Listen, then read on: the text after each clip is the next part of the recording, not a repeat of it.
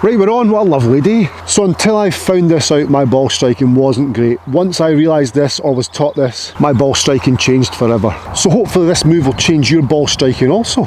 As always, before we start, ensure you've subscribed to the channel. Just click that subscribe button, also the bell notification and the thumbs up button. Oh, and check out my website, eurekagolfswing.com. So what changed my ball striking? For years, myself and many other golfers, when I was a junior golfer, I did this. When I was learning the game, I was told that the hands need to come up, get the hands up, get lots of width. So create lots of width by getting your hands up.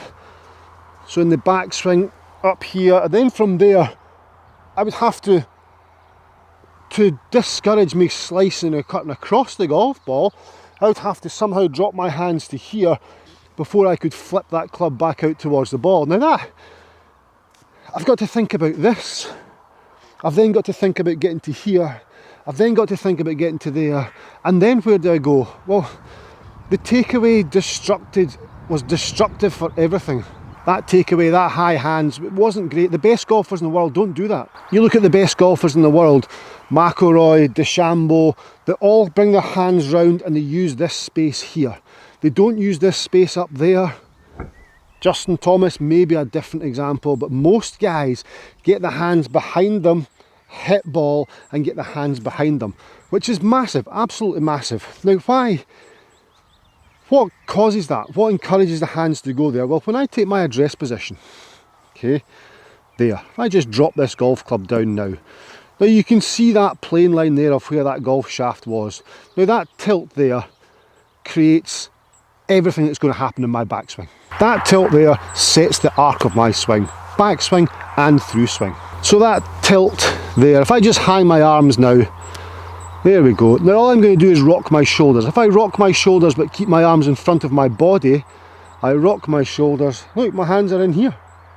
Rock my shoulders, my hands are here. That tilt dictates the arc. There, there, there, there. Now that's so easy, that's on plane. That is on plane every time. Now why would I disrupt that by the arc of the turning shoulders and put my hands out there? Why would I do that? Why would I do that? On the backswing, the hands go in. On the follow through, the hands go in. So the hands go behind the body. Not behind the body, they're in front of the actual body, but the body turns. They just do not go along the target line. I do not swing along the target line. So if I take an address position, I do not swing along my target line, and along my target line, the hands have to come in. I'll tilt, turn my shoulders, hands come in, hands come in. When you do that, when you tilt, hands come in, hands come in, your strike's amazing. Now, it's created strike by the hands coming round here and being aware of where your hands are in this space, and then swinging round and be aware of where your hands are in this space. So effectively here, hit ball, here is swinging up the plane. And the plane that we're talking about here, a visual image for you would be the shaft plane at address. So there's my shaft plane. I want to swing around that shaft plane, which is effectively that. Look at that. Yeah. Look at that. So I'm there swinging round the tilt, so I've tilted over to get that plane, round, round on that plane. So I'm round, round on that plane, and there's two beautiful little soft draw shots with a 7-iron. Does it work with driver? Whoa, does it work with driver? Does it work with driver? Every video I do you do that with driver, Steve? Do you do that with driver? Yes, you do it with driver. There's the plane, there, there. Think about your angles. So same again, it'll be there, there, so there, there. Yes, it works with driver.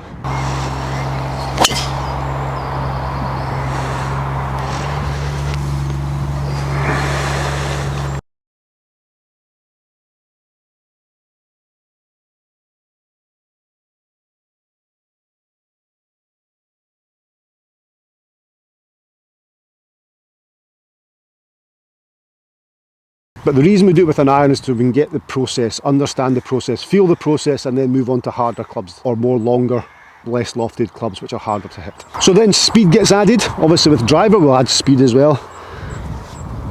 Tilt, try and stay as uniform to that tilt as possible.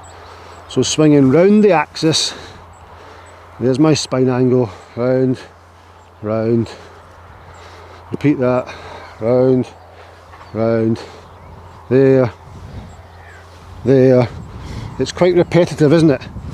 I mean, you have to repeat things to age the process. If I go up here, okay, now I'm up here, I have to go there to come back here. In order for me to feel as though I was in here from up there, when you take this club back now to here, it's going to feel, oh Steve, it feels too low, it feels away down here. Of course it does. It feels there because you were here. So that's the feel and real thing. So you have to exaggerate that. So because you've gone from here, it's going to feel as though you're here, but you'll meet in the middle. You'll meet just there, hit ball there. You'll meet in the middle, there, there. I mean, look at these lovely draws. So meet in the middle, exaggerate, there, there. It feels like here because you're used to being up there. Tilt, I'm going to repeat myself so many times here. That's your golf swing. That's your strike there. There.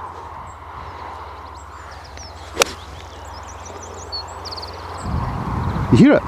Strike's pure, ball turf, forward shaft lean, compression, it's all there from taking those hands inside like the guys on tour do.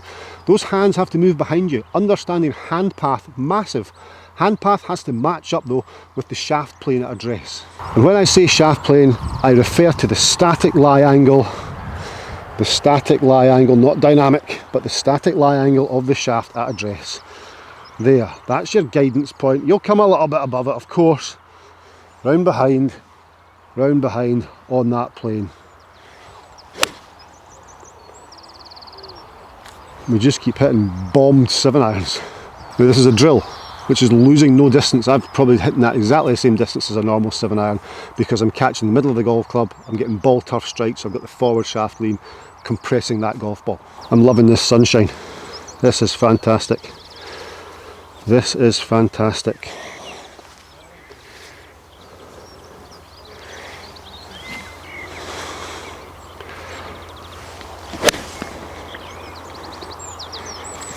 That is it's the best I have.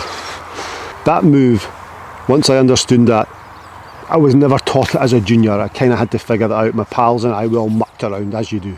And during that mucking around, we understood that this came in here. And of course that did change ball striking. My first competition was the Gillespie Trophy at the Glen Golf Club in North Berwick. My handicap was 26. And just coming up to that handicap situation, I'd realised how this worked. So my first competition, I shot a net 59 and got immediately cut to 22.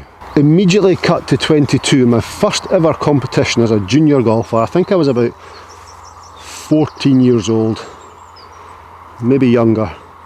But that's when I understood that the club has to go round behind, hit ball round behind.